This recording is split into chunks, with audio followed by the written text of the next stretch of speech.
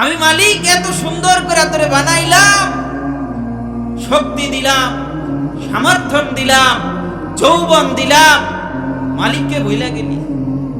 24 ঘন্টা চলে গেছে, একটা নামাজও পড়লা না, একবারও আমাকে সেজদা দিলা না। 30 বছর হয়ে গেছে, এখনো আমার পর্দায় থাকলা না নারী। 40 বছর হয়ে গেছে, এখনো সুদ খাইবা। 50-60 বছর হয়ে গেছে, এখনো মালিককে সেজদা ছাড়া থাকবা। এভাবে আল্লাহ তাআলা আফসোস করে বলে, আহ এত সুন্দর করে বানাইলাম, আমাকে কেমনে ভুলে গেল। এজন্য নওজোয়ান বন্ধু, অসৎ বন্ধুর থেকে নিজেকে বাঁচাও। যে বন্ধু তোমাকে নামাজের কথা বলে না, যে বন্ধু তোমাকে আল্লাহর কথা স্মরণ করায় না, ওই বন্ধু তোমাকে জাহান্নামে দিবে। এটা বন্ধু না, এটা দুশমন, এটা দুশমন। আল্লাহ তাআলা আমাকে এত সুন্দর শরীর দিল, কোনো রোগ নাই, সুস্থ সবল শক্তি আছে, এত দয়া এত মায়া করলো, 24টা ঘন্টা চলে যায়, একটা সেজদাও মালিককে দেই না। নওজোয়ান যুবক ভাই, 20 বছর 22 বছর 18 বছর তোমার কোনো অসুখ নাই, কিচ্ছু নাই, এত সুন্দর চেহারা আল্লাহ তাআলা তোমাকে দিল। তো বলো না, কতদিন ধরে তুমি ফজরের নামাজ পড়ো? কতদিন হয় ফজরের নামাজ কয়টা বাজে সেটাও বলতে পারো না। এইভাবে ধোঁকায় পড়া গেল। আল্লাহ তাআলা ছাড়বে না, কিন্তু ছাড়বে না। তুমি ভাবছো ভালোই তো চলতেছি, রং তামাশার জিন্দেগি, বন্ধু বান্ধবের সাথে আড্ডা দিতেছি,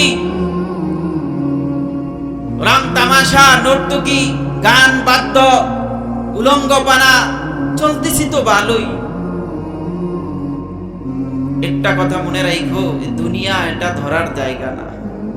আল্লাহ তাআলা বলে, খা না পারো, কাফের রে খাওয়াই, বেঈমান রে খাওয়াই, কুকুর রে খাওয়াই, জানোয়ার কে খাওয়াই, তুই বেনামাজি নাফরমান বেপরদা ওলি নারী, তোরে কয়টা খাওয়াইলি আমার কম্ব কইতে? হ্যাঁ, ফেরাউন রেও তো খাওয়াইছি, আবু জাহেল রেও কেউ খাওয়াইছি আমি, কিন্তু যখন আমি ধরব আমার ধরা কত কঠিন ধরা। ওয়ালা ইউযিকু ওয়াসাকাহু আহাদ, আমি যখন ধরব তখন কিন্তু দুনিয়ার কেউ তোরে বাঁচাইতে পারবে না। দুনিয়ার আদালতে, এই যে আমাদের পাশে উকিল সাহেব আছে, দুনিয়ার আদালতে আসামি উকিলের মাধ্যমে জামিন পাইতে পারে, পুলিশকে ঘুষ দিয়া এমনি অমনি ক্ষমতা দেখাইয়া জামিন পাইতে পারে, খুনের আসামিও বেঁচে যেতে পারে। কিন্তু আল্লাহ তাআলা বলে, আমি যখন ধরব তখন কিন্তু কোনো রক্ষা নাই, কোনো ক্ষমতা নাই, কোনো বাহাদুরি চলবে না। সারা দুনিয়া ভর যদিও আমাকে স্বর্ণ ঘুষ দেশ, তারপর আমি এগুলা গ্রহণ করব না। আমি যখন ধরব একেবারে জাহান্নাম নিয়া পালামু। নাউযুবিল্লাহ। ওয়ালা ইউআযিবু আযাবাহু আহাদ, আমি যখন শাস্তি দেব আমার মতো শাস্তি কেউ দিতে পারবে না। দুনিয়ার পুলিশ রিমান্ড দিলে 1 ঘন্টা 2 ঘন্টা রিমান্ডে পিটানোর পরে আসামি হাজারো অনুনয় বিনিময় কান্না করলে একজন হৃদয় বিদারক কঠিন হৃদয়ের পুলিশের মধ্যে একটু মায়া আসে। কিন্তু আল্লাহ তাআলা বলে, আমি এমন দারোগা রেখে দিয়েছি যারা কানে শুনে না, চোখে দেখে না, যাদের অন্তর পাথরের চেয়েও কঠিন। ওরা শুধু তোকে পিটাইতেই থাকবে, আগুনে পুড়তেই থাকবে, পুড়তেই থাকবে, 1 সেকেন্ডের জন্য তারা থামবে না। চলো, নর্তকী তো দেখো, সারাদিন বন্ধু বান্ধবের সাথে জুয়াই তো খেলো, নর্তকী তো চায় চা দেখো না, মালিককে তো সেজদা দাও না, আইসো আমার কবরে বুঝাই দেব আমি। এই সন্তানগুলো বেলাইনে চইলা যাইতেছে, অভিভাবকদেরও কোনো গুরুক্ষেপ নাই। একটু জিজ্ঞাসা করো না, বাবা কই ছিলি সারাদিন? এই যে বেহায়াপনা, উলঙ্গপনা, এগুলা মুহাম্মদের উম্মাহ, আল্লাহর রাসূল আমল নামা দেখবে না? দেখবে না আমল নামা? সারা জীবনের কি কাজ করছি আমরা দেখবে না? আজকে আমাদের সন্তানগুলো নেশায় আসক্ত হয়ে যাইতেছে, ইয়াবায় আসক্ত হয়ে যাইতেছে, মা বাবা কোনো খোঁজও নেয় না। মা বাবা দেখেও না যে আমার সন্তানটা কোন ছেলের সাথে চলতেছে ফিরতেছে। অনলাইনে জুয়া খেলে হাজার হাজার লক্ষ লক্ষ টাকা নষ্ট করে দিতেছে, সেও শেষ হইতেছে, বাবাটারেও শেষ করে দিতেছে। হাজারো কাহিনী আমাকে জানা আছে। 40 লক্ষ টাকা IPL এ জুয়া খেলে 40 লক্ষ টাকা একসাথে হেরেছে। টাকা, গহনাগাটি, বাড়ি ঘর সব হারাইছে। নারায়ণগঞ্জে বাড়ি ছিল, আমার আত্মীয়, নিজস্ব ফ্ল্যাট ছিল। এই IPL এ 40 লক্ষ টাকা হারাইয়া নিজের বাড়ি সহ নিয়ে গেছে। হারাম কখনো সুদ দেয় না। কিভাবে বুঝাবো আমি তোমার? সুদ হারাম, ঘুষ হারাম, জুয়া হারাম। চিপায় চাপায় রাতের অন্ধকারে ঘরের মধ্যে বৈশা যে জুয়া খেলো, এই হারাম টাকা কামাও। আল্লাহর রাসূল তো বলছে, বাবা লা ইয়াদখুলুল জান্নাতা জাসাদুন গুজিয়া বিল হারাম। যে শরীর হারামে লালিত পালিত হয়েছে ওটা জান্নাতে যাবে না, ওটা জাহান্নামের উপযুক্ত। তুমি কিসের বাপ হইছো, কিসের পিতা হইলা? নিজের স্ত্রীটাকেও হারাম খাওয়াইলা, নিজের সন্তানটাকেও হারাম খাওয়াইলা, নিজেও হারাম খাইলা, সব দিলে জাহান্নামী বানাইলা। আল্লাহ তাআলা সরাসরি কোরআনে বলছেন, সুদ হারাম, ঘুষ হারাম, এই যে জুয়া এগুলো হারাম। তারপরেও চিপায় চাপায় যাইয়া এই জুয়া খেলতেছে। মরবা না তুমি? তোমার মরণ আসবে না? কোথায় তোমার বাবা, কোথায় তোমার দাদা, কোথায় তোমার নানা? কত বন্ধু তোমার চলে গেছে, তুমি ভাবছো সারা জীবনই থাকতে পারবা? আল্লাহ তাআলা বলেন, হাত্তা যুরতুমুল মাকাবির। আজকে আমি একটু সময় দিয়ে দিছি, অবকাশ দিছি, তাই বলে ভাইবো না যে আমি তোমাকে একেবারে ছেড়ে দিছি। নাটাই ঘুরি ছাড়ে, নাটাই কিন্তু হাতেই থাকে, সুতা ছাড়ে, নাটাই ছাড়ে না। আল্লাহ তাআলা বলে, দুনিয়াটা পরীক্ষার জায়গা। ওয়ালা নাবলুওয়ান্নাকুম বিশাইইম মিনাল খাউফি ওয়াল জু'। এটা পরীক্ষার জায়গা। তাবারাকাল্লাযী বিয়াদিহিল মুলকু ওয়া হুয়া আলা কুল্লি শাইইন কাদির। আল্লাযী খালাকাল মাউতা ওয়াল হায়াতা লিয়াবলুয়াকুম আইয়ুকুম আহসানু আমালা। আল্লাহ তাআলা বলে, আমি এটা পরীক্ষার জায়গা রাখছি। কে ভালো করে, কে মন্দ করে, আমি এটা দেখব। আমি ছাড়বো না, আমি ছাড়বো না, কিন্তু দুনিয়াতে আমি ধরবো না। এটা পরীক্ষার জায়গা। পরীক্ষার হলে ছাত্রকে স্বাধীনতা দেওয়া থাকে। সে কি পড়া লিখতেছে, না আজে বাজে জিনিস লিখতেছে, না গান লিখতেছে, ওই সময় তাকে ধরা হয় না। ফল যখন প্রকাশ পায় তখন বুঝা যায়। আল্লাহ তাআলা বলে, বান্দা কাফেররাও খাওয়াই, আমি মুশরিককে খাওয়াই। তুমি ভাবছো যে তোমারেও আমি 2-4টা ভাত খাওয়াই দেখে আমি তোমারে ধরবো না? ইন্না বাতশা রাব্বিকা লাশাদীদ। আমার ধরা কঠিন ধরা। আমি যেদিন ধরবো সেদিন আর কান্দা খুলবে না, সেদিন হাজারো কানলেও কাজ হবে না, রক্ত কাটতে কাটতে চোখ দিয়ে রক্ত বের হলেও কাজ হবে না। এজন্য নওজোয়ান ভাই যারা আছেন, গুরু বাবা যারা আছেন, মুরব্বী পর্দার আলানের মা যারা আছেন, কি করতেছেন আপনারা? মালিককে এভাবে কেন ভুলে গেলেন?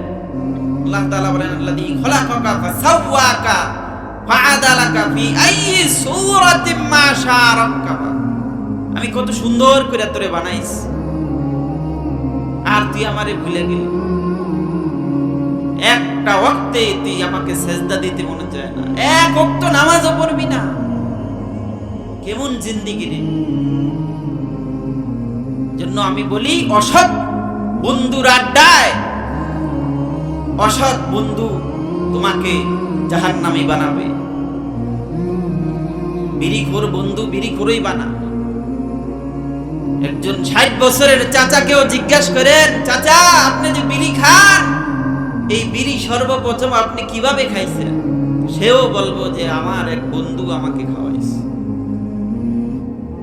আমার বন্ধুই সর্বপ্রথম গাঞ্জা আমারে খাওয়াইছে, কেউ নিজের থেকে গাঞ্জা খায় না। আমার বন্ধু আমাকে মদখোর বানাইছে, কেউ নিজের থেকে এককভাবে মদখোর হয় নাই। জেনাখোর বন্ধুই জেনাখোর বানাইছে, নিজের থেকে সে ব্যভিচারী হয় নাই। এজন্য ভাবতে শিখেন বাবা, কয়দিন থাকবেন দুনিয়া? কাফের মুশরিক বেঈমানরা আমাদের সন্তানগুলা দেখা হাসে, দেখ রে মুসলমানের ধর্ম নাকি সবচেয়ে উত্তম ধর্ম। দেখ মুসলমানের ছেলের অবস্থা, দেখ চুল, চেহারা, পোশাক পরিচ্ছদ, চলাফেরা, দেখ দেখে আর হাসে।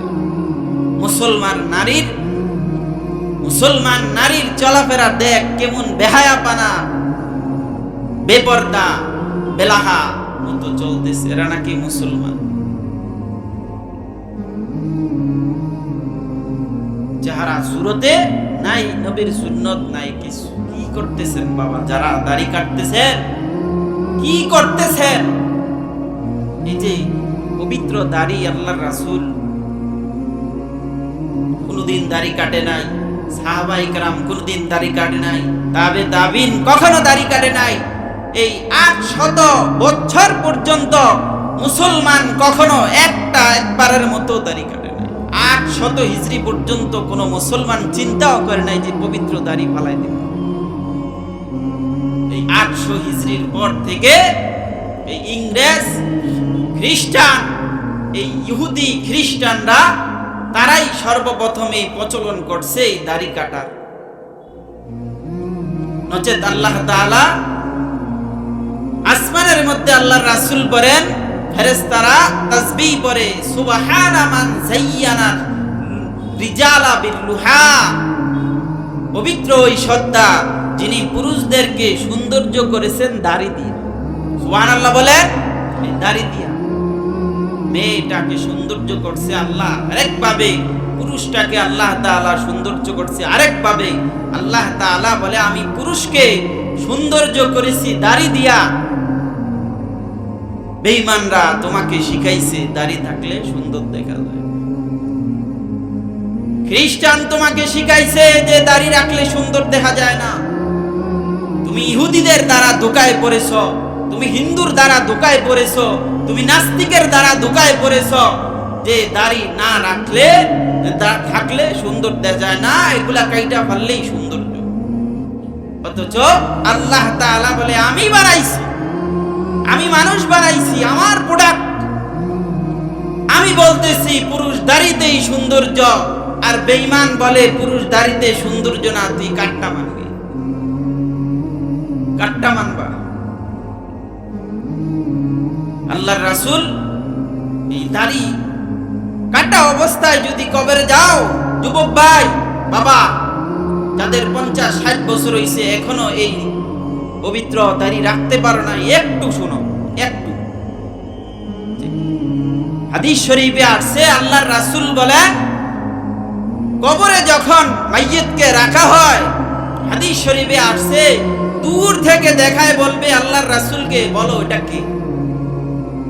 আল্লাহর রাসূলের সাথে তার সাথে কবরে একটা সুরঙ্গ পথ করে দেবে আল্লাহ তাআলা। ফেরেশতারা বলবে, এই যে 3 নম্বর প্রশ্ন, ওমান নাবিয়ুকা, এটাতে আসছে দূর থেকে দেখায়, বলবে ওই যে মদিনার নবী মুহাম্মাদুর রাসূলুল্লাহ রওজা মোবারকের দিকে তাকায়া বলবে, ইশারা দিয়া, বলো তো এটা কে? আল্লাহ না করুক, আল্লাহ না করুক, আপনি আমি যদি দাড়ি কাটা অবস্থায় যাই, সরকারে দু আলম নবী তো কখনোই দাড়ি কাটে নাই, রাসূলের তো পবিত্র দাড়ি, সুন্দর দাড়ি। তো যখন বলবে ওটাকে, আমার লেবাসে আমার সুরতে দাড়ি নাই, রাসূলের সুরতে দাড়ি আছে, খোদার কসম হয়তো তুমি রাসূলকে চিনবা না, নচেত তোমাকে রাসূল চিনবে। এটাই হবে, এটাই। তুমি বিদুরীদের দ্বারা ধোকায় পড়েছো, তুমি ধোকা খাইছো। মুসলমান কখনো দাড়ি কাটতে পারে না, যেই কোনো সময় মৃত্যু চলে আসতে পারে। এই কারণে সবাইকে বলবো আমি, নওজোয়ান ভাই, তুমি একলা ভাবো। বৃদ্ধ বাবাকে বলবো একা ভাবো, আসছি একা, যাবো একা। আবার আল্লাহ তাআলা বলেন, কুল্লুহুম আতিহিম ইয়াউমাল কিয়ামাতি ফারদা, কিয়ামতের দিন হাসরের ময়দানে তোমাদের একা একাই আমার কাছে আসতে হবে, একা একাই হিসাব দিতে হবে। বন্ধু বান্ধব তোমার সাথে যাবে না। তুমি আজকে মারা গেলে কালকে দেখবা পৃথিবীর মতোই চলতেছে, সিএনজি চলতেছে, অটো চলতেছে, সূর্য উঠতেছে, বৃষ্টি হইতেছে, মানুষ যার যার ব্যস্ততায়, কর্মব্যস্ততায় লেগে গেছে, কেউ তোমার জন্য থেমে থাকবে না।